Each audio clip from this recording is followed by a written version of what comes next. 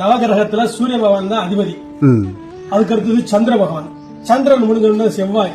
செவ்வாய் அதுக்கு அடுத்தது புதன். புதனுக்கு அடுத்தது குரு பகவான். குருவுக்கு அடுத்தது சுக்கிரன். சுக்கிரனுக்கு அடுத்தது சனி பகவான். சனி பகவானுக்கு அடுத்தது ராகு. ராகுக்கு அடுத்தது கேது. ராகுக்கு தலை மட்டும்தான் இருக்கும், கேதுவுக்கு தலை இருக்கா, இது மட்டும்தான் இருக்கும். இந்த நவகிரகங்களை வந்து சனி பகவான் மட்டும்தான் வந்து தர்மவான்.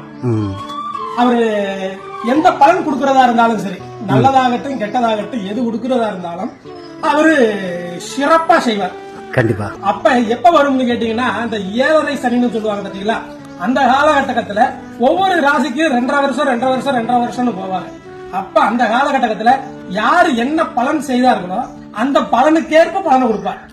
இவருடைய குருநாதர் யாருன்னு கேட்டீங்கன்னா காலபைரவர், மகா காலபைரவர். இந்த காலபைரவரை கும்பிட்டா இவருடைய தாக்கங்கள் கம்மியாகும்னு சொல்லுவாங்க. இதுதான் விஷயம்.